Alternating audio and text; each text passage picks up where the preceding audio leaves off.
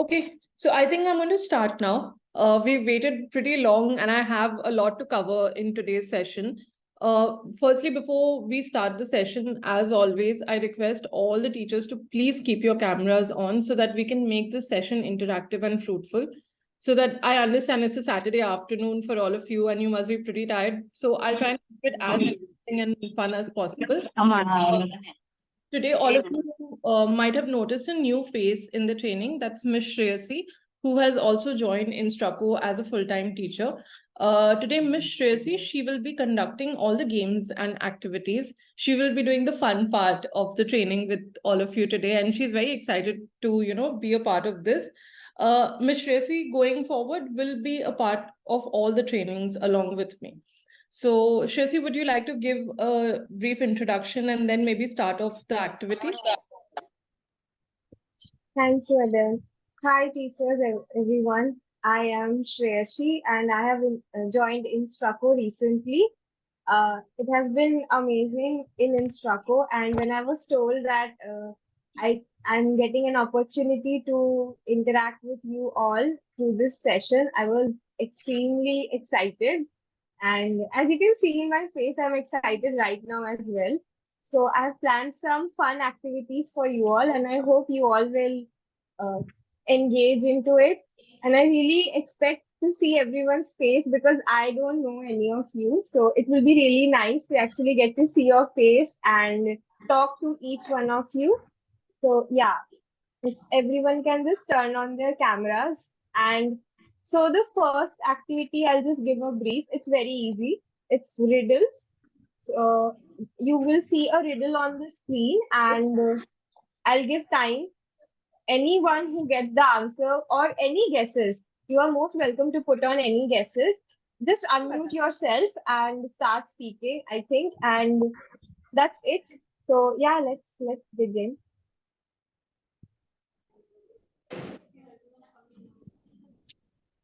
Teachers, I request you all once again to please keep your cameras on. Please keep your cameras on, keep your mics on mute, and only unmute when it's your turn to speak. Yes. If we could please start, Tracy, you want screen sharing, right? Yeah, screen sharing. Yes. Thank you. You're welcome. Okay. Is my screen visible? Yes, it is. Okay, great. So the first riddle for you all is this one. I have keys, but open no locks. I have space, but no room. You can enter, but you can't go inside. What am I?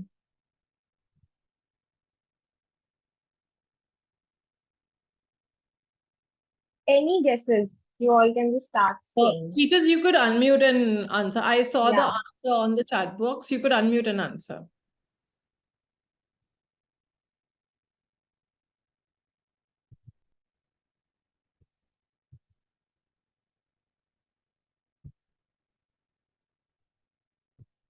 Okay, I want everyone to take a guess. Then I'll obviously show you the answers. I want everyone to take a guess. Keyboard. Okay. Anyone else have any other answers?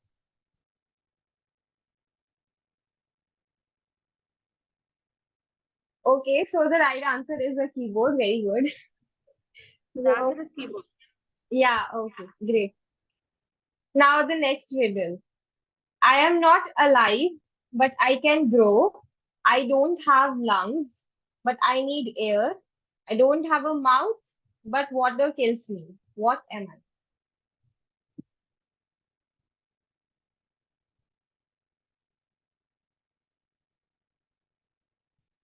I? Valentina ma'am, if you could please unmute and answer. Ma'am, it's fire. Fire. Okay. I can see someone has said hair. Okay. Any other guesses? Okay. Fire, hair.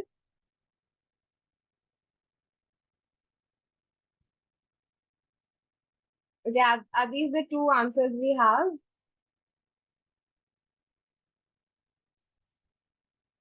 Let's see the correct answer then. Fire. Okay, good. Okay, the next riddle. I speak without a mouth and hear without ears. I have no body, but I come alive with the wind. What am I?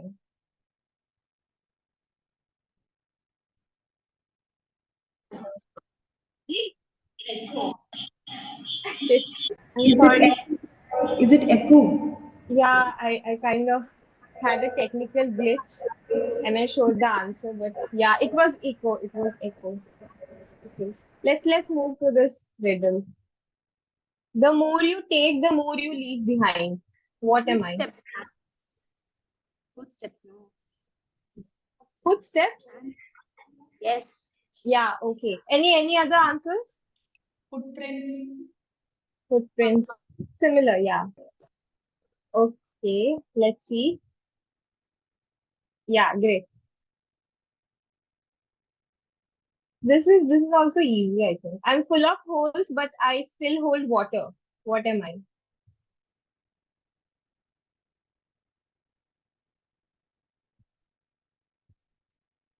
Potholes? Any other answer? Anyone Is else? it sponge? Sponge. Sponge, pothole. Anything else? Any other answer?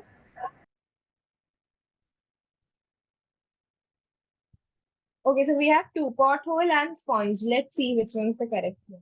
Sponge. Okay, now I have keys but can't open locks. I have space but no room. You can enter but you can't go inside. What am I?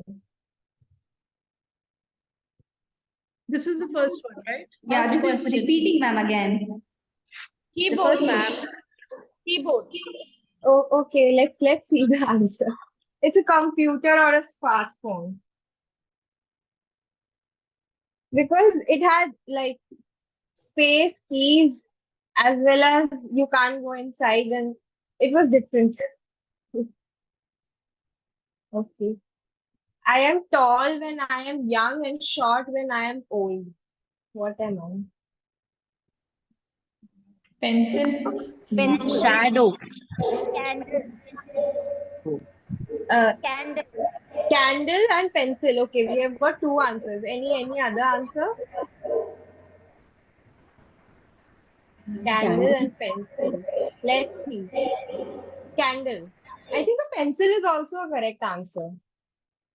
Both are correct. Okay, great. Okay. Now, I am not a bird, but I can fly through the sky. I am not a river, but I am full of water. What am I? Cloud. Clouds. Okay, great. Yeah, it's a cloud. Are the riddles too easy? Okay, I am a word full of letters three. Add two and fewer there will be. I'm a word of three letters.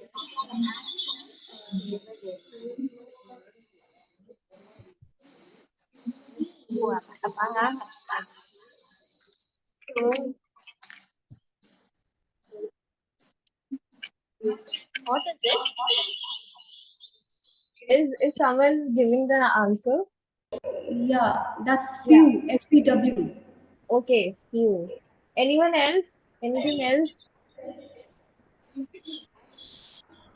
Okay, let's see. Yeah, it's few. Yeah. What has a face but can't smile? Clock. Coin. Okay. Coin. Okay, yeah. Okay. Any other answer to this? Clock, coin.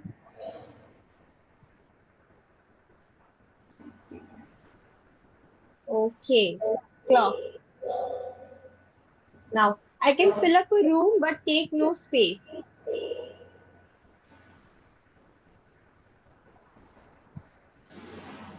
Air. Air Air, ma'am. Air. Air. but takes no space. I can fill up a room but take no space. Light. Light? Did anyone say light?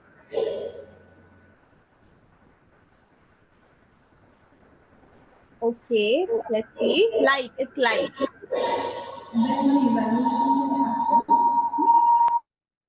Okay, now what can you catch but not throw?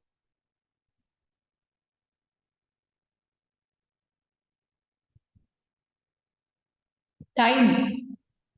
Time. Cold. Yeah. Cold. Okay. Time, cold. Any other answer? Breath. I'm sorry, can you repeat once, please? Breath. Breath, okay. Time, cold, breath. We have got 3 answers. Any other guesses from anyone? Okay, let's see. It's a cold. It's a cold. Okay. I'm not alive, but I can still die.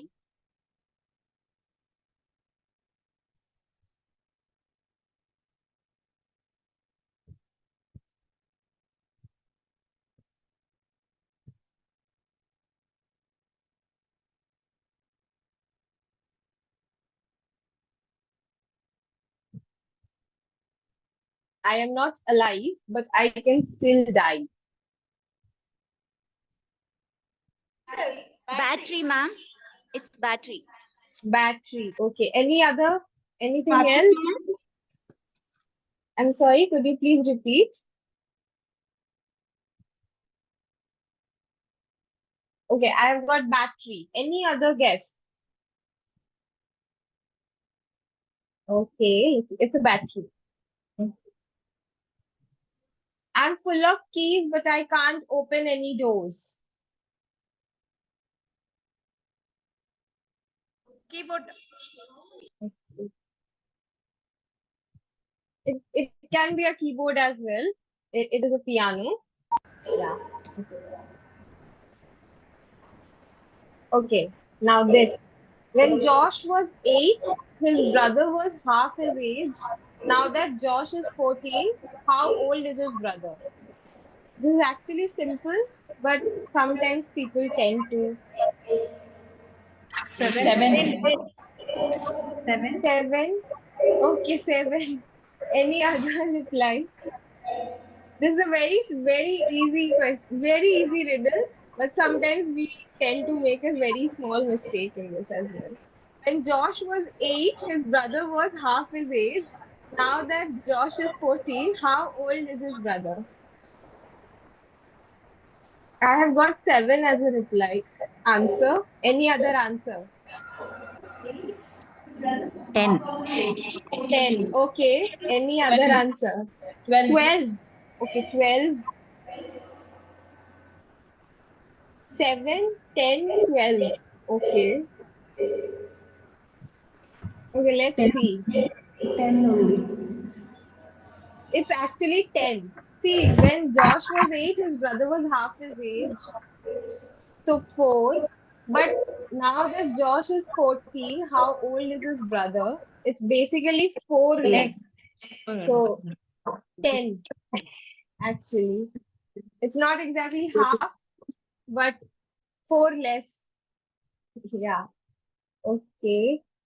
Just a second. So these were all the riddles. Thank you so much. It was lovely. Everyone was like, I'm giving answers and I really enjoyed it. Did you all like it? Okay, thank Yes, you. ma'am.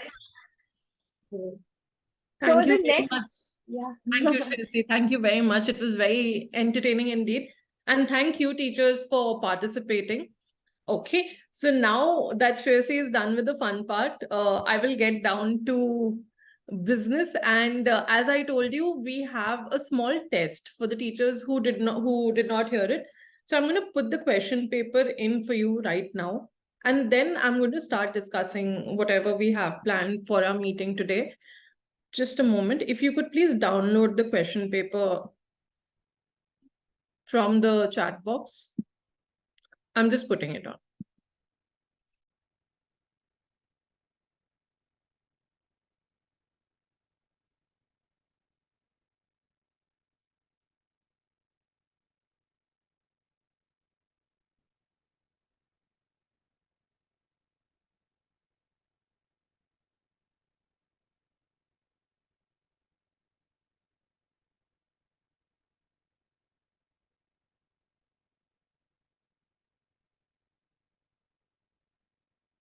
Teachers, please keep your cameras on because it becomes very difficult for us to interact with each one of you if all of your cameras are off. We feel like we are just talking to our computer. Please keep your cameras on. It's an earnest request. Thank you very much for teachers who started turning your cameras on.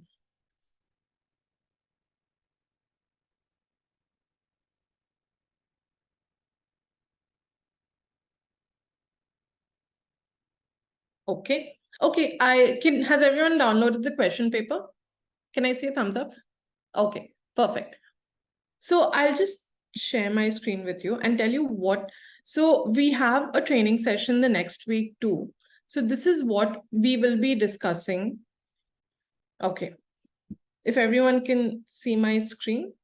So these are the topics that we will be talking about. So today we are going to talk about what is psychology and how do we implement the principles of psychology in education. Then the main thing that we are going to be covering in today's session is the theories of learning, which your question paper is also based on. It's based on the theories of learning. So we will be going in detail about Pavlov's theory, Thorndike's theory, Gestall's theory, and field theory of learning. So these are the main things that we will be covering in today's session. Okay. Before that, and behaviorism and classroom practice is something that we will be doing the next week, which will be a continuation of today's session. Okay. So now, before I start the session, I would like you all, at whatever capacity you can, answer how do you think psychology is relevant in education? How do you think it's relevant to students? Anyone? I'd just like to hear your thoughts in it.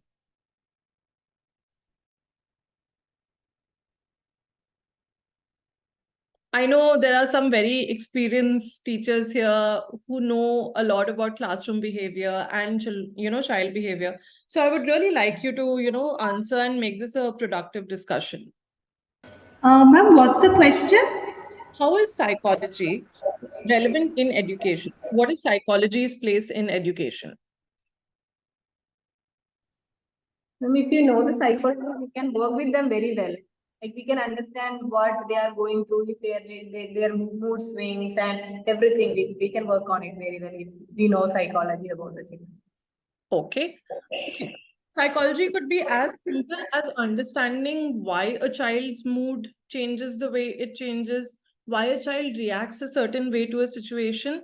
And then when we delve deeper into psychology, we understand the ways how we can tackle these situations. If a certain child, if he sees something or if he or she is put in a certain situation, they tend to, they're very averse to the situation. So if we delve deeper into psychology, we'll try and remedy this problem. That how do we fix it? So that is the whole point behind any form of psychology, is to get into the person's mind and try to condition them in a way that they are no longer averse to a situation. They can, bear a situation, if not thrive in it. Okay. So that is what we are going to be discussing today. And we are going to be discussing the different approaches towards this conditioning through the learning theories that we have with us on paper. Okay. So yes, I will start off by talking a little bit about what is psychology. So according to modern psychologists, psychology is a science of behavior. That means psychology is a scientific study of the behavioral changes which occur in a person because of the change in environment. If your environment changes, there will be certain changes in your behavior. As teachers, I request you all to please keep yourselves on mute. Okay. Okay. So according to our environment, our behavior is going to change. That is something that, is true even for us. It's true for the children. You'll see some children, they come to school and they start crying. They'll be happy as long as, their parents are with them at the gate. The moment, they step foot inside the school, they start crying. What is it? What is stimulating this behavior in that? So this is what we are going to be talking about today.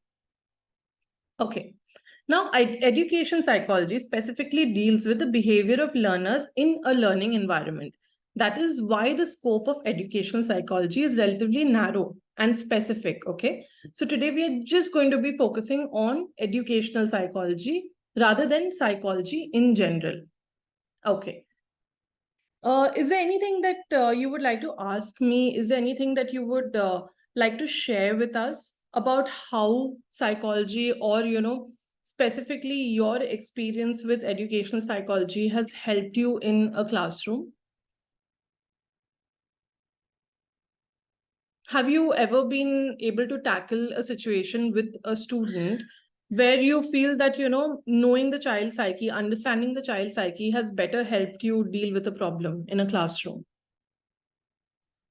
Or, there is a situation that you don't know how to deal with. The child has been behaving in a certain way, and you've tried everything, but it hasn't worked. They keep going back to the same behavior.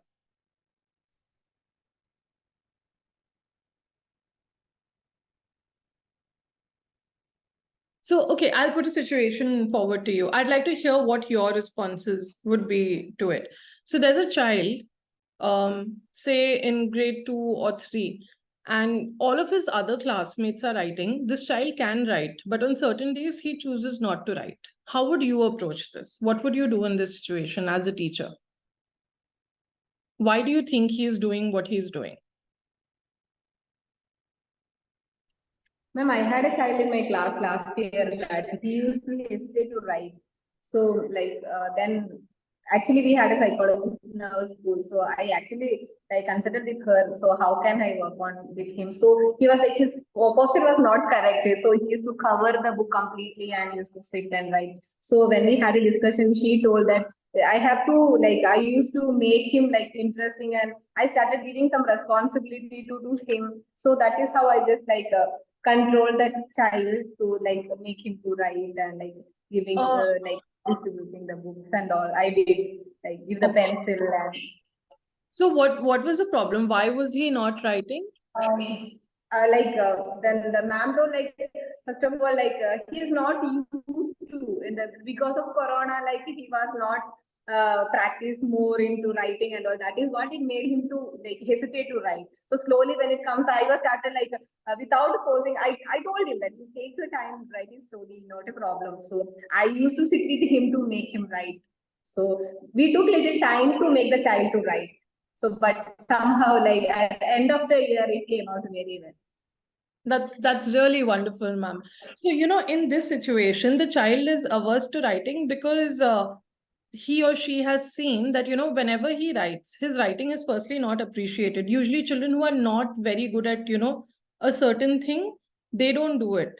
And the reason why they don't do it is, okay, the child is writing, then today you'll say that, okay, maybe your strokes are not better, so you have to improve on your strokes. So the child knows that, okay, if I write today, no matter how much effort I put in, I am going to get this feedback. I will get a good from my teacher, but I will get this bit of negative feedback along with it.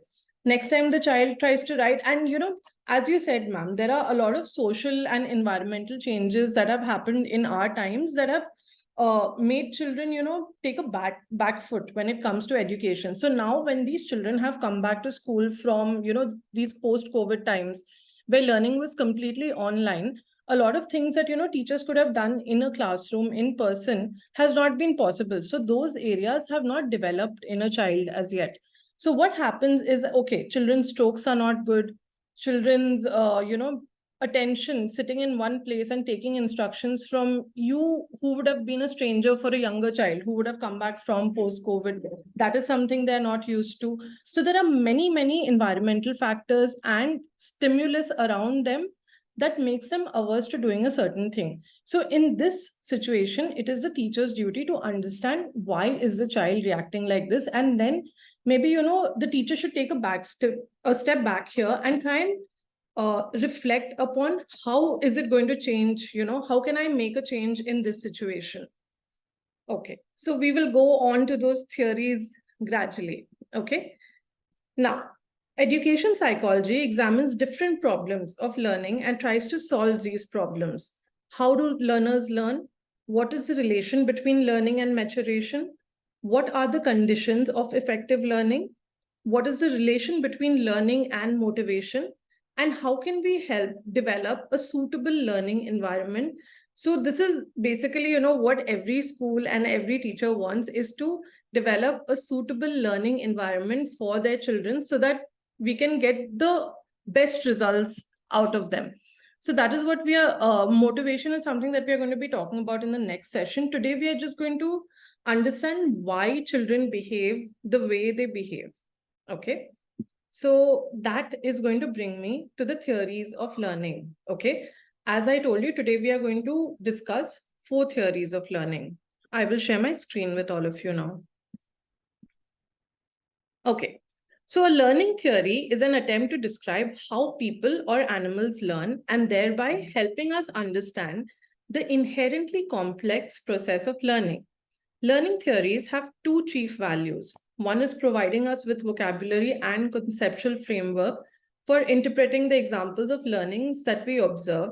And the second is suggesting where to look for solutions to practical problems. So this is what we are going to be talking about. This is going to be the essence of today's session. Okay. The theories of learning that we are going to discuss, firstly, is Pavlov's theory of conditioning. Has anyone ever heard of this, of Pavlov's experiment? It's a very interesting experiment. There's a dog and a bell. Just to, give you a small refresher or a hint if you've heard of it before. Okay. Does anyone want to share on Pavlov's theory before I start presenting it? Ma'am, I think it's a story of a dog who is given food only once when the bell rings. And one time he has done that, the dog doesn't react, like he doesn't respond, he eats whatever is given. The same time, like repeatedly we keep on doing, whenever the bell is ringing, the food is given. So the dog gets to know that only once when the bell rings, he will get the food. So this is, I think. Absolutely. That is the long and short of it. I will go a little more into detail and explain each part of it. I will break it up for you and explain it to you. But that is the long and short of it. Thank you, ma'am. And ma'am, I think the saliva comes more like he is. That's what I do remember, I think. So there are different kinds of stimulus. I will explain it in detail. I have some videos so that, you don't have to you don't have to hear me talking throughout. I've tried and kept it lighthearted and interesting for you. So basically, Pavlov's theory of conditioning, it states that, just 1 minute, I'll share my screen once again so that you have some visual reference. So there is food, there is a dog. Now, whenever the dog sees his food, he salivates. So this is unconditioned. This is just, his natural response to food. Whenever he sees food, he salivates. Now, so this is an unconditioned stimulus, and this is an unconditioned response. This is something that happens naturally. The dog sees the food and he salivates. Now, Pavlov, he wanted to see that, can he condition this response? This is the natural response, the unconditioned response. Now he wanted to see, okay, can I condition the response? Can I make him salivate in some other way apart from just giving him food? So what Pavlov did is that he introduced an alien object in this case. He introduced the bell. So now he started ringing the bell. This is neutral stimulus now, and there is no response because the bell is an alien object. The dog has no connection to make with the bell. After that, Pavlov added another step to this. He rang the bell and then he started giving the food along with it. So it became food and bell. This is during condition and this is an unconditioned response. So when the food and bell was going together first, the saliva was still coming out because the dog still salivated at the food. But then he kept doing it regularly. He started ringing the bell, followed by that came food immediately after that. So now, if you still ring the bell, the dog is going to salivate because the dog started associating the sound of the bell with his food. So it became a conditioned response and the bell became a conditioned stimulus. Okay. So this is what happened here. Now, how do you think we can, how can we put Pavlov's theory, how is it relevant in a classroom? Pavlov's theory of conditioning. So like in the sense, we can reward the child whenever the child is doing something good by giving him stars, smileys.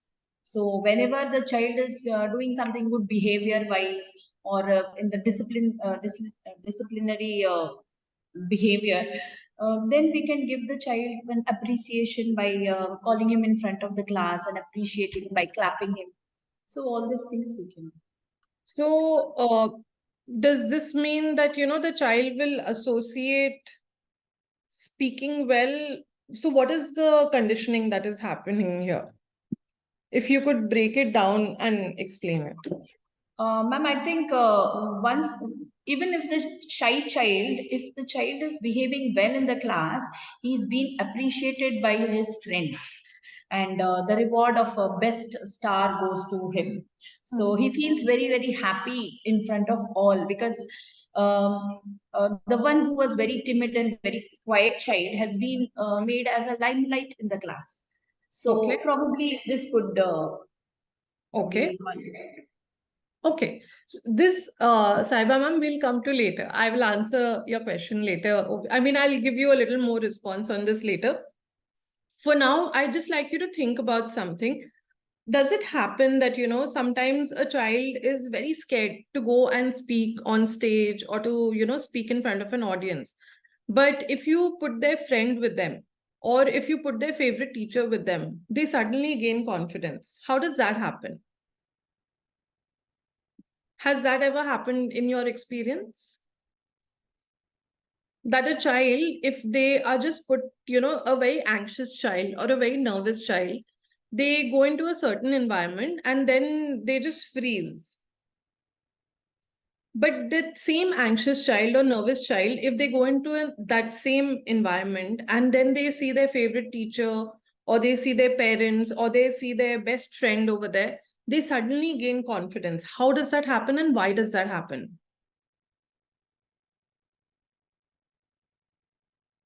That might happen with you also.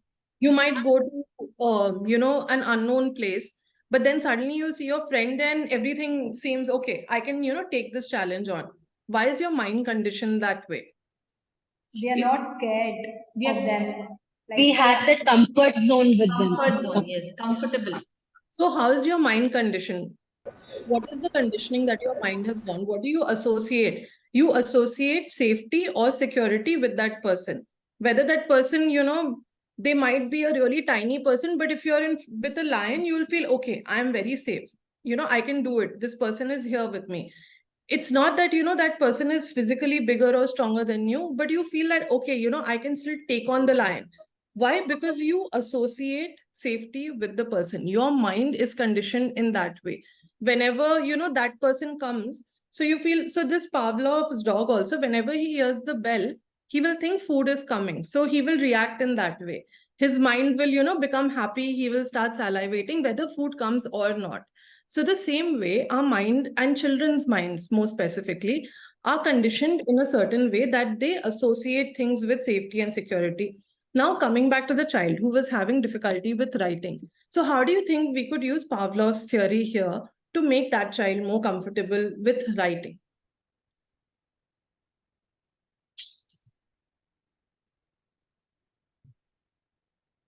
How could we condition this child and make them more comfortable with writing?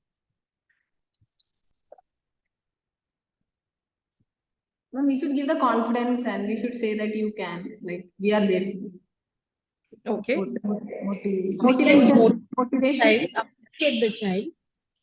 And we can give some fun and learning activities also to them.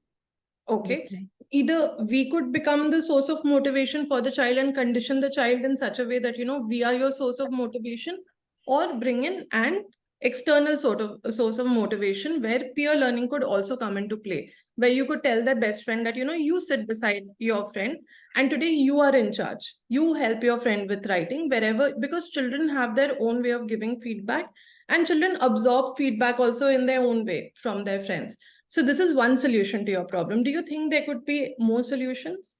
What are the other external factors that you could introduce to condition a child's mind to be confident to carry out an activity that they wouldn't carry out otherwise?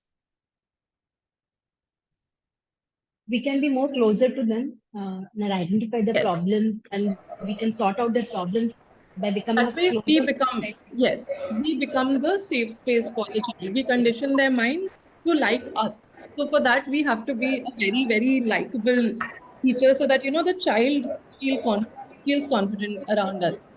And we shouldn't be, one of those teachers who the child fears and they feel that, when this teacher enters the classroom, there is going to be, their mind shouldn't be conditioned in a way to that when you enter the classroom, they feel that, oh no, we shouldn't condition a classrooms, knowingly or unknowingly. We should be a little more aware of how we present ourselves in a classroom and how we present ourselves in an environment, because a lot of times we are the ones who come in between a child and their learning process. It is how we have conditioned their mind, it is how they react around us. Okay, so this is one thing.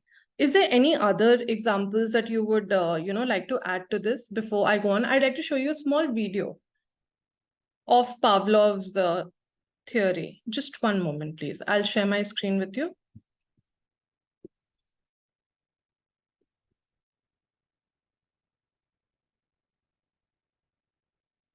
Okay, is my screen visible to everyone? If you want, you could take notes. Okay. Classical conditioning is a way of learning where a stimulus that triggers a biological response is paired with a new stimulus that then results in the same reaction. The most famous work in classical conditioning was done by Ivan Pavlov in the 1890s.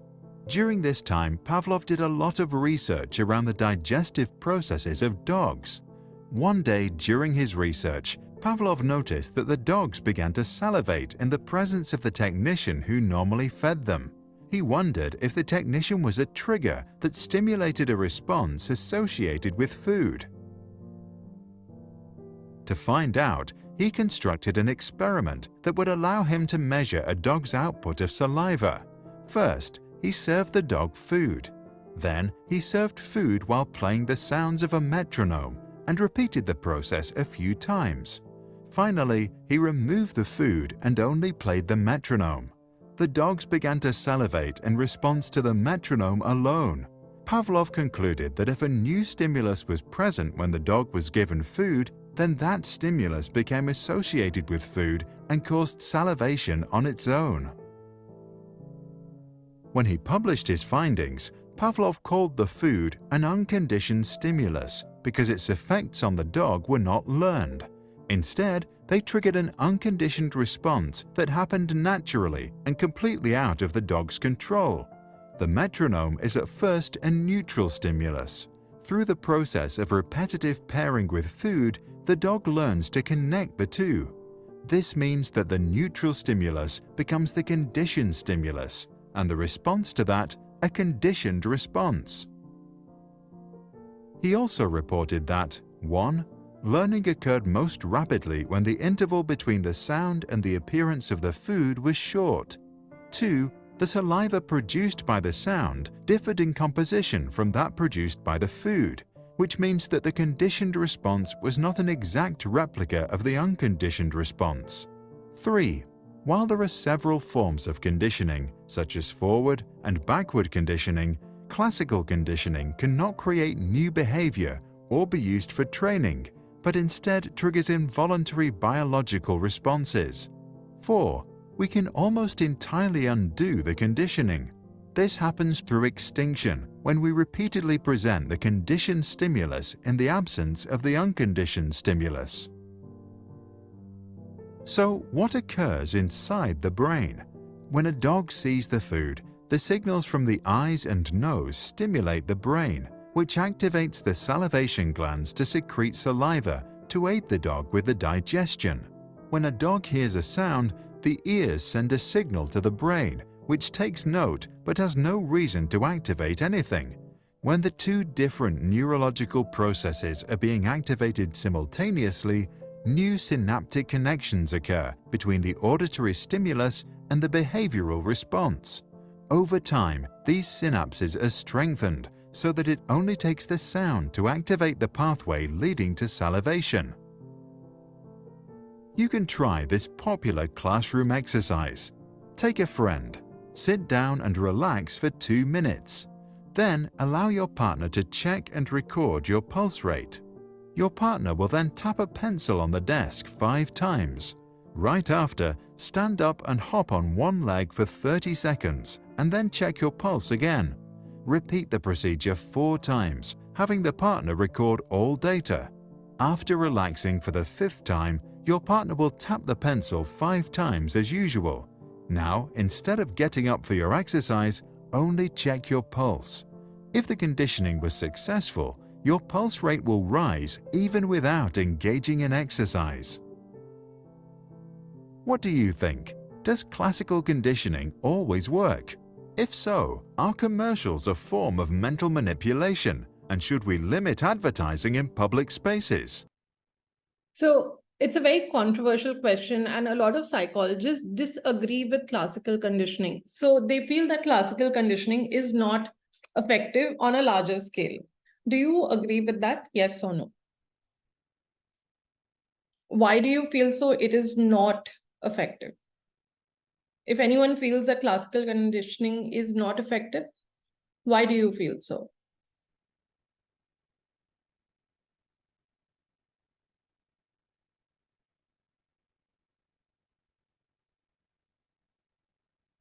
Any responses?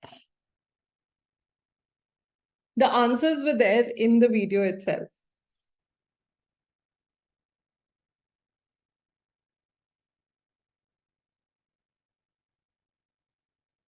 So classical conditioning, it takes repetition. It takes a lot of practice. If you stop it after a point, the child will stop associating certain stimulus with a certain result. So it is something that you have to keep doing. And at times, it's not right. People can use it to their disadvantage also. So, in many ways, of course, everyone is a grown up here. You understand how classical conditioning can be used in a wrong way also. So that is why, a lot of psychologists disagree with classical conditioning. Firstly, it requires a lot of repetition. It has to be performed in a controlled environment. It has to be done by the same person using the same things again and again. So it could be advantages, it could be disadvantages, but for most parts on a smaller scale, if you use it to try and, better a student's understanding or comfort in a situation, it can be used to your advantage. Okay. Now, the next theory that we are going to talk about today is just 1 minute. It's Thorndike's theory of connectionism. Has anyone heard of this?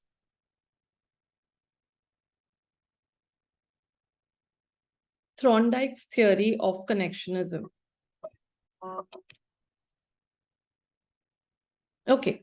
So basically, Thorndike says that children learn through trial and error. It is as simple as that. Children learn through trial and error. Thorndike's theory of learning, it suggests that according to his theory, learning is the establishment of bounds between stimulus and the response it follows. And it also follows a mechanical process of trial and error. So unlike Pavlov, who used a dog, Thorndike used a cat. Now, what did Thorndike do with this cat? I will just show you. So Thorndike put this cat in a box, okay? And he's placed in the box and food is placed outside. He had kept some fish outside. So now when the cat was first put in the box, what do you think he did? He can smell the fish outside. So what do you think the cat did? And Thorndike had also placed a lever in this box, okay? So if the cat pressed the lever in the correct way, the door would open and the cat could go and have a bite of the fish and come back. So what do you think the cat did in this situation? It would press the lid of where it would press the lid so that the door would open, and so it has learned how to come out of the box. Yeah, but how do you think he reached that result? Do you think the first time you put By trying to open pushing the door, then maybe probably the other side of the door, and finally by mistake it would have stepped onto that the lid or the how do we say? The lever. On that, yeah, probably on the lever, and then the door opened, and once it opened, maybe the second time also it tried, and then the same time, and then third time maybe it understood when I press this lever, the door opens. So that way it has learned Okay. by trying many times, trial. Trial and error. Okay. So now the first time the cat was put in the box, it trashed around, it, jumped around the box. It did whatever any animal would do if you put them in a box. Now, with one movement of it, when it touched the lever, it saw that the door opened, and at the other side of the door was a piece of fish waiting for it. So now, not only did the door open, there was also a reward at the end of it. So now the cat was very motivated because there was a reward at the end of it. Now Thorndike again put him in the box to see if he could reach that result faster in anticipation of the reward. So again, now the cat trashed around again. Do you think the time decreased? So that is exactly what happened. Every time, the time of the cat reaching the piece of fish decreased with every attempt till the cat learned that, okay, this is the lever, this is what I press, this is where my reward awaits.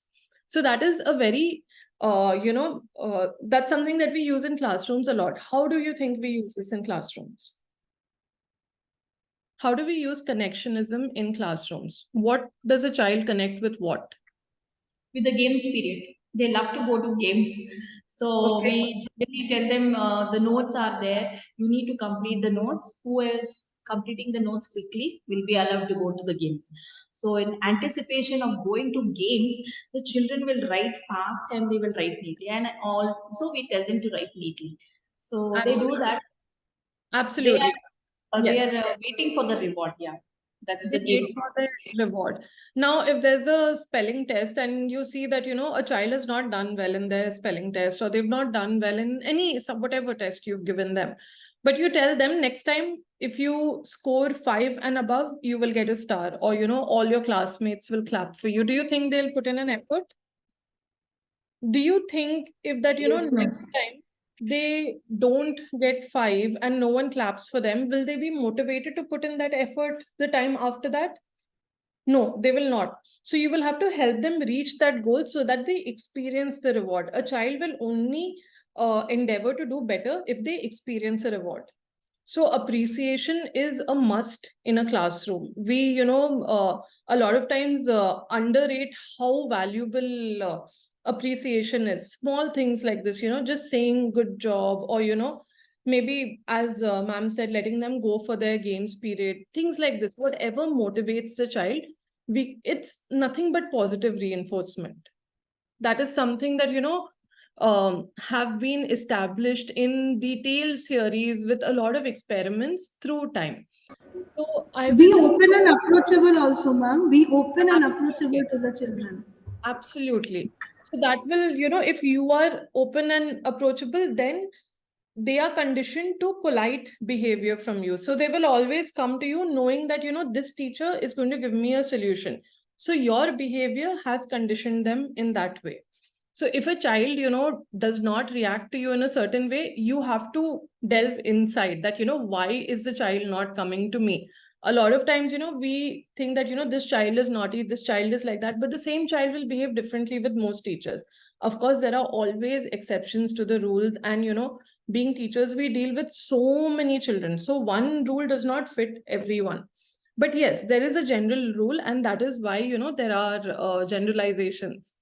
I will just put the theory up on the screen for, to read it once. The only reason I'm doing this is because we are going to be doing a small recollection activity at the end. Okay. Okay. So now that we've completed 2 theories, I'm going to give you a break. I know it's been a bit much. I'll give you a 5-minute break. After the break, we are going to have a small activity. This will be a group activity where I will put you into breakout rooms. We will give the activity about 15 minutes. And after that, we will do the other 2 theories of today's session. Okay. Okay. So if you want, you could turn your videos off for 5 minutes. It's 2 minutes past 3 at 7 minutes past 3. I hope to see all of you. Teachers who are present, if you could request the teachers in the other classrooms to join, I'd be very grateful, because we are running a little short of time today. Since we had to wait in the beginning also, we are not catered for that. Okay. Shreyasi, are you ready with the activity? Yeah. I can just explain what they have to Yes, do please go. first. Yeah. I will So assist you when you have to create the rooms, okay? yeah, Okay. so this activity is called 3-word icebreaker. So what I'll do is you'll have to form groups, and then I'll give you 3 words for the beginning. And after that, each one of you will have to keep adding 3 words to that and make an entire story. You can only add 3 words, and no matter how, uh, if it makes sense or not, if someone says rain, someone can say ocean, it doesn't matter. But then we'll see what kind of a story it forms. 3 words. Everyone keep adding 3 words. You can change a sentence, you can break the sentence. So the first 3 words will be provided by me, and then the group will continue one by one. It will keep circling till it forms an entire story. Are the rules clear? Okay. So can we form the groups? Yes. How many people would you like in one room? Uh, three to four people will be enough. Okay. So, okay, we can do 4 teachers in one room. So Amita, Devika, and Sridevi ma'am's room, there are 3 people, so I'll add one more person. Okay, that works, right, Shreyasi? Yeah. Okay. Okay.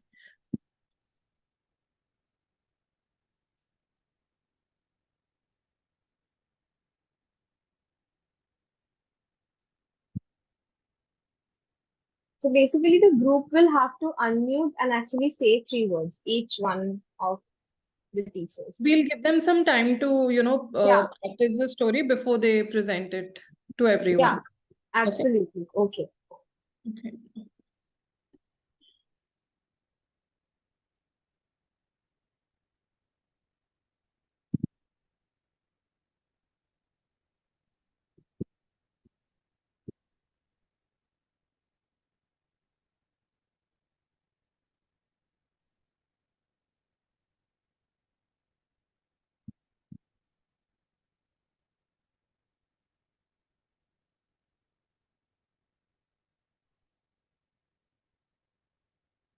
System 30, is that a teacher?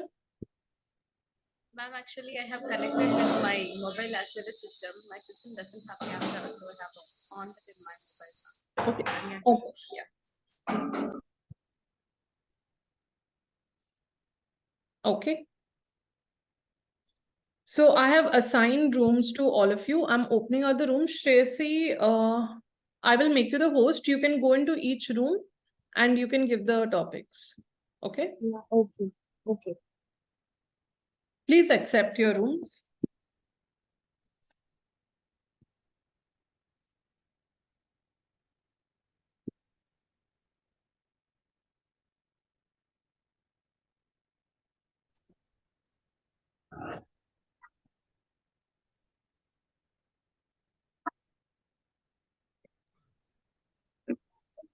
Yes.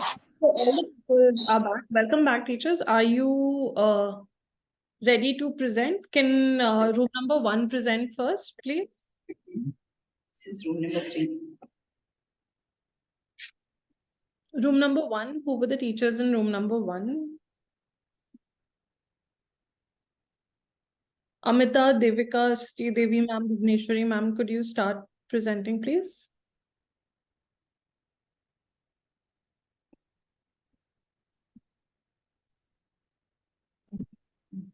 Yeah. So the 3 words which we have got is one fine morning. So one fine morning, we all met at MSDG Global School. The day was so special, and the campus was ready to welcome our mentor, Mr. MS Dhoni.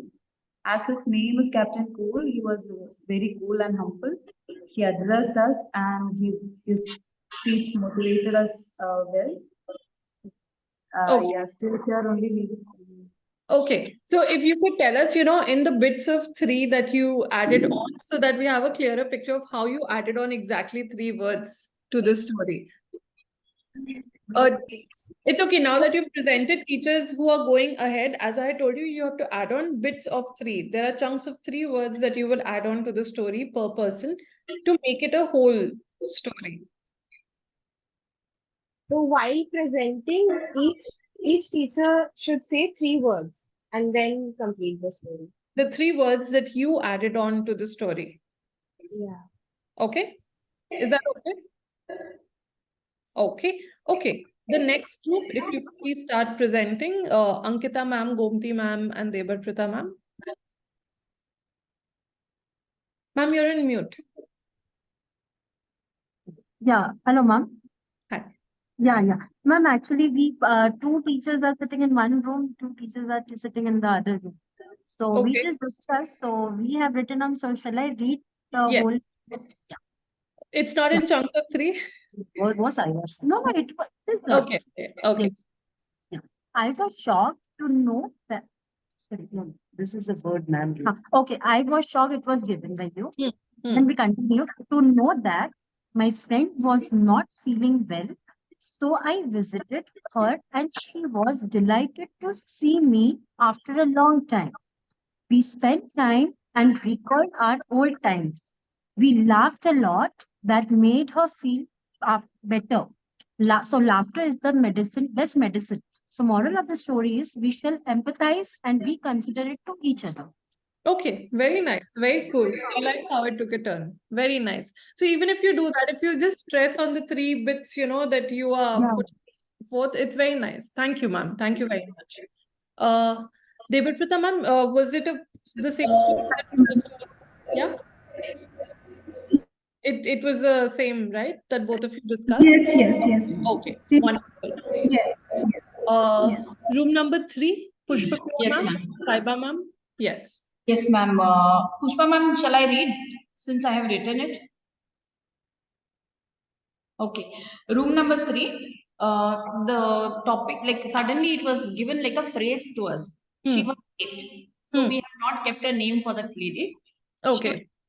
That day when it was raining, as she missed her bus, she rather went by her own transport to the work. Now that she was late to the work, she has to answer to her boss as why she is late. Her boss want her not to repeat it. So she went back to her seat. She made up her mind that she will never come late. She started her day with a plan. Suddenly, she got a call from the boss. The agenda for the meeting is punctuality. She had made a PPT on the topic time and tide waits for none. That's excellent. I really love how, they've taken such beautiful turns. Very nice. Thank you, Saiba ma'am. Very well presented. And the last group is room number 4, Saranya ma'am, Valentina ma'am, Vandana ma'am. If any one of you could please present.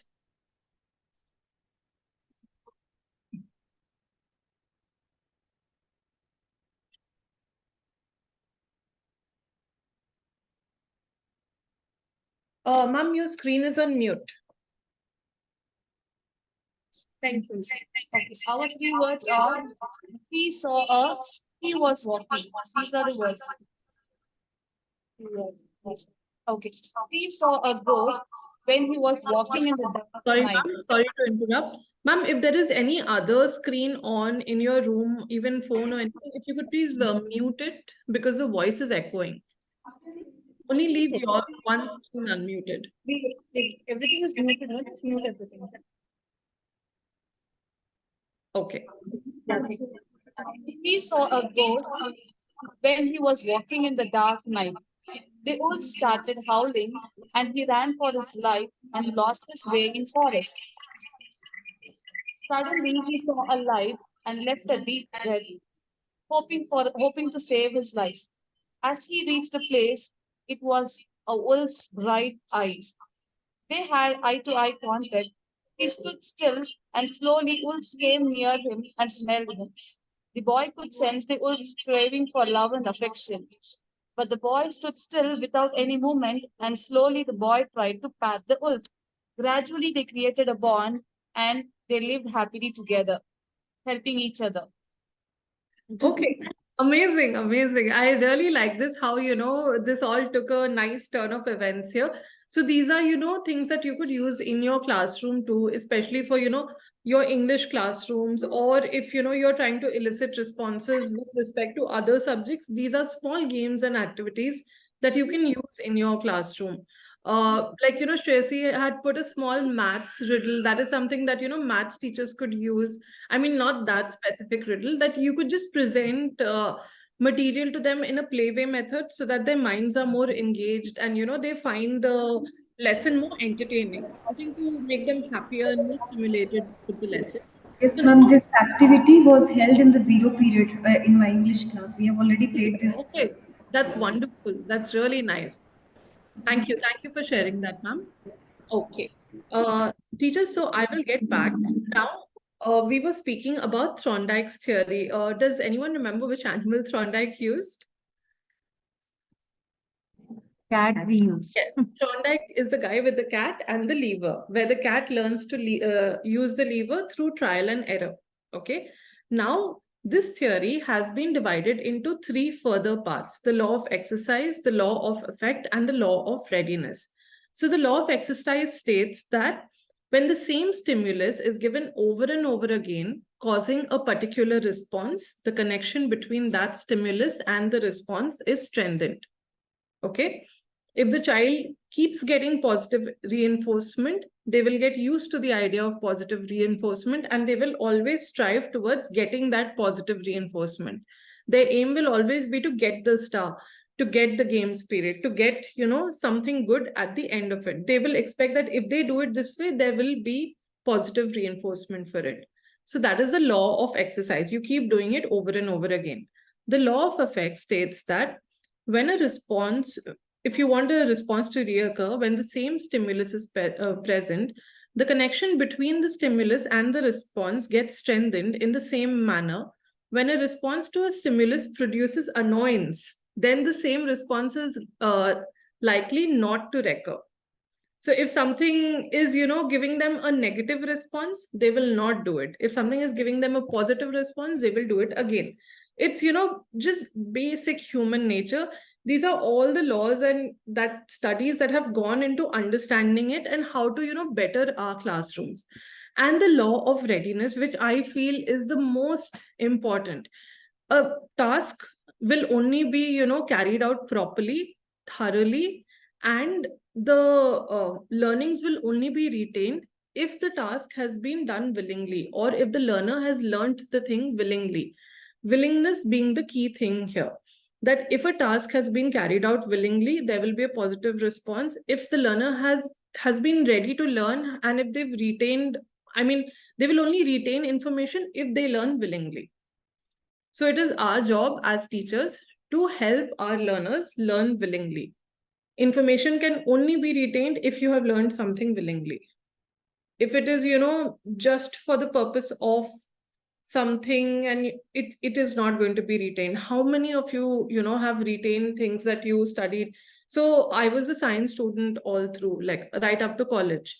So I barely retained much of my science, but things that I learned willingly were English and writing.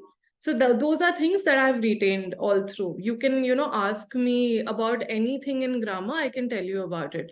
But so I did a BSc in computer science, I did programming, we created a software, but those were things that, were done unwillingly. My parents thought that I should continue with science, so I continued with it. That part of my memory is completely erased. Now that I have nothing to do with science, I have just erased it because those were things that I learned unwillingly. And that will be the case with even your students. Okay. Now I will show you a small video so that, it helps for all the kinds of learners that, we had spoken about: visual learners, auditory learners. So I just tried to get small videos in for today's session. Just one moment. Okay. If my screen is visible, just let me check if the audio is shared. Yeah. Okay. Over the years, psychologists have posed many questions about the way that we make decisions. They have also attempted to answer those questions with theories and schools of thought that may be quite different than the theories that came before. Psychology is an ever-evolving science, but the lessons of the past are still considered important to learn. One of those important theories is Thorndike's stimulus-response theory of learning. So, what is it? Stimulus-response theory was proposed by Edward Thorndike, who believed that learning boils down to two things: stimulus and response. In Pavlov's famous experiment, the stimulus was food and the response was salivation. He believed that all learning depended on the strength of the relationship between the stimulus and the response. If that relationship was strong, the response was likely to occur when the stimulus was presented. In order to elicit a specific response to a specific stimulus, you had to strengthen its relationship in one of a few ways. This is where Pavlov's experiment comes in. When you think of behaviorism, you may think of Pavlov's dog. This experiment is one of the most famous experiments in the history of psychology. It is also some of the strongest evidence for theories that fall under the larger category of stimulus-response theory. Stimulus-response theories attempt to explain the ways that human beings behave. Although these theories, and behaviorism as a whole, are not the forefront of modern psychology, they still serve as an important lesson about why we believe the things we believe about decision-making, behavior, and human nature. Let's look at three concepts that Thorndike developed while explaining the stimulus-response theory of learning: law of effect, law of exercise, and law of readiness. Before Pavlov worked with dogs, Thorndike worked with cats. He would place them in a box. Outside the box was a scrap of fish. As the cats looked for ways to get to the fish, they would try to escape the box. Escaping was as easy as pulling a lever. When the cat pulled the lever, they were able to leave and enjoy the fish. Thorndike observed the cats placed in this box over and over again under the same conditions. He saw that the time it took to pull the lever decreased as the cats associated the lever with the fish. This helped him develop the law of effect. The law of effect states that if responses to stimuli produce a satisfying effect, they are likely to be repeated. If responses produce an unsatisfying effect, they are likely to be avoided. The cats enjoyed the scrap of fish that they could access by pulling the lever. If the scrap of fish was replaced by an angry dog, the law of effect states that those cats would not be pulling any levers. We seek responses with positive effects, strengthening the relationship between a stimulus and the response. Thorndike later modified his theory to add an element he called the law of exercise. Initially, Thorndike believed that frequent connections of stimulus and response strengthened that connection. The more often a cat was given the opportunity to pull a lever and receive a fish, for example, the stronger that connection would be, and the more likely they would pull the lever. But as Thorndike continued his work, he realized that this was not necessarily true. If the response leads to an unsatisfying effect or punishment, the connection between the stimulus and the response will not be strengthened. But Thorndike observed that the connection may not be weakened every time the subject gets punished either. Being subject to continuous trials of pulling levers and escaping boxes sounds exhausting. If a cat, human, or any other creature is too tired to try something out, they might just take a cat nap and leave the response hanging. This idea fits into Thorndike's law of readiness. The law of readiness states that the relationship between stimulus and response is strengthened based on the subject's readiness to learn. If the subject, be it a cat or a person, is not interested or ready to learn, they will not connect stimulus and response as strongly as someone who is eager and excited. These three laws set the foundation for many other theories within behaviorism. Okay. So that's just, a quick visual representation of whatever we discussed right now. Okay, now we will go on to the last two theories, which are very brief theories. They are not as elaborate and detailed as the first two that we spoke about. And after that, we will get to the paper that I sent at the beginning of the class.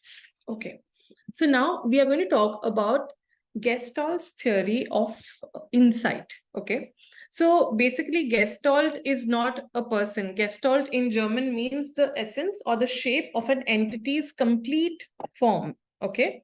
So basically, the theory states, or psychologists who are called Gestaltians, they believe that, a child learns, they solve a problem as a whole. Okay. They look at it as a problem as a whole. According to this theory, in order to solve a problem, we have to consider the whole form or structure of the problem and not its individual parts. When the teacher asks the student to solve a sum, they try to get a solution in various ways in their effort to examine different points of consideration. Suddenly, some of them get a clue and solve the problem. In this case, they solve the problem by following Gestall's theory of insight. So they will use every sense possible to be able to solve a problem. If you do not know what a solution to a problem is, you will try every way to approach the solution to the problem, not via conditioning, not via a certain behavioral tactic. You will try every way to reach a problem. If you see a problem, the problem is a whole. You will not say that, okay, these are the small parts of the problem. If I tackle this, then the problem will go away. Children look at a problem as a whole, and they try every method to get to the same as the cat, how the cat tried to get out of the box in every way. But then with time, the cat learned that, okay, this is the lever. That is what Gestall's theory of insight says, that a child will try to approach it in all different ways. Now, just 1 minute, I will show the picture. I'll just show. Okay. Now, stimulus, energy, light, sound, smell, sensory, they go to your sensory receptors, then they turn into neural impulses, and then they go to your brain. So basically, we are engaging every sense of us to be able to solve a problem. We are looking at a problem as one entire entity. It is not separate. They're not broken into pieces. The last theory is field theory by Kurt Lewin. Okay. Now this is a offset of Gestall's model. Now he feels, if would someone like to read this out? Would one of you try to? It's very simple. Everything is written. Would one of you try to read it and explain what this means?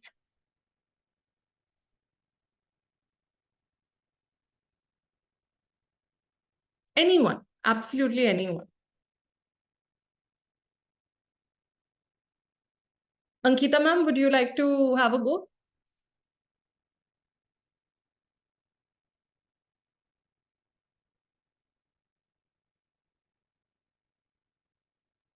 You're on mute, Ankita. Yeah. Kurt Lewin, as a new gestureist, transferred to the gesture model to everyday situations.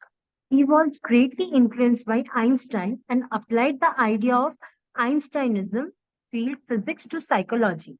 He proposed that human behavior is a function of both the person and the environment in which the behavior takes place, including the social parameters.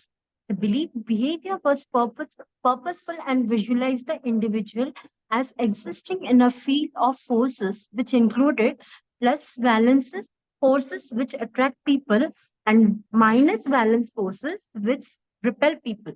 According to Lewin's theory, learning is essential to coping with these opposing force fields.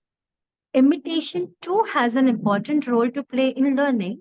Children learn many things from their parents, friends, and teachers by imitating them. In fact, all these theories have an equal importance in classroom learning, and one of them cannot be called by the only way of learning. Okay. So now, Kurt Lewin said that, thank you, ma'am. Thanks a lot for reading it out. So he said that there are positive valence forces and there are negative valence forces. So science teachers will know here valence forces are the forces of attraction, positive attraction and repulsion, basically. So it's nothing but, children are attracted to things that they like. Children are repelled by things that they don't like. So in a classroom, try and create an environment for them that will be suitable for learning, that will be, encouraging to learning. Something that will encourage them to learn, something that will attract them to the classroom and then grow in that. Children also learn from imitation. Now, they will imitate the things that they like in their mentors. They will discard the things that they don't like in their mentors. So it is as simple as that. And these are things that I know all of us already know about. And, these are things that we've been hearing that, if you do this, this will happen. If you do this, this will happen. So basically, everything that we hear, everything that we consider what we call common sense nowadays, these have all been theories that were, that were all designed long ago. And now we have put it all on paper so that we can better understand human and child psychology. Today it was specifically educational psychology. Okay. So part 2 is what we are going to do in the next session, where we are going to talk about behaviorism and classroom practice and the use of learning theories in the classroom. Okay. So now I will leave you to the question paper. We have about 15 minutes left, and thankfully that is what I had planned, that, I'll give you 15 minutes at the end of the session. I see a lot of teachers have left. So, if you could please tell them from the next session not to leave midway through. I know 2 hours is a long session. It's long for us also. So, if I'll give you 15 minutes, we can discuss the answers once you're done. You can turn your videos off for this. That's okay. I'll see you at the end of 15 minutes.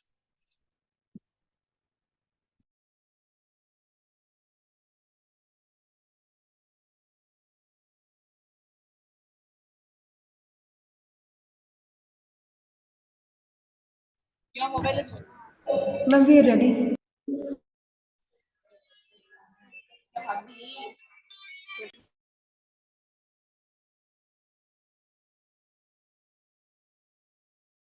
Are all the groups done? Are all the teachers done?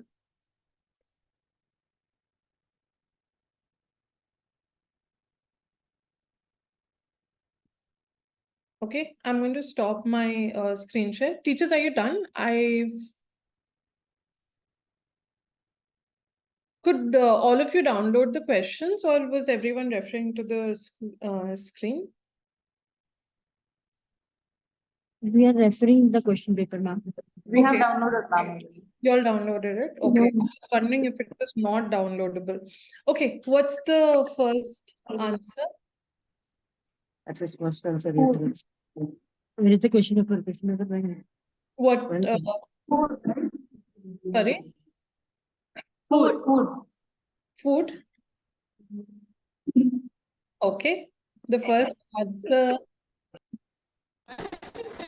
Everyone agreeable to the food? Yeah? Yes, ma'am. It's correct. The first answer is food. In fact, you know what? I'll just put the answers for you on the chat box so that it's easier for you. Let me know if you got any of them wrong, then maybe we can, try and discuss them in class.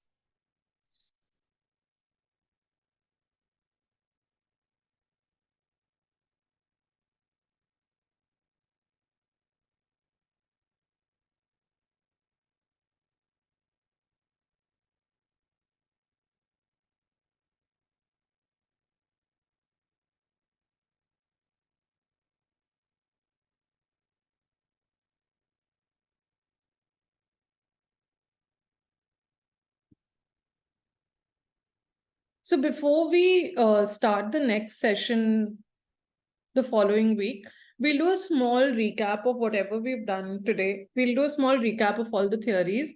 Again, I will put forward some questions, maybe not MCQs, maybe direct questions, and then we'll start off the next session. Okay. And yes, so we look forward to seeing you next week. Teachers, I really hope, all of you stay put for an hour. I know today it was 2 hours. So I will speak to Ms. Farzana about it, because we put in a lot of effort for the training. So if, you could just stay throughout, it would be very nice. So I will end the training today. I know 2 hours on a Saturday afternoon is a lot. Thank you to the teachers who, stayed and participated wholeheartedly. I hope you've taken back something from today's training session. And we look forward to seeing you next week. Thank you very much, teachers. Thank you everyone. Thank you, Shreyasi. Thank you, ma'am. Thank you, ma'am. Bye. Thank you.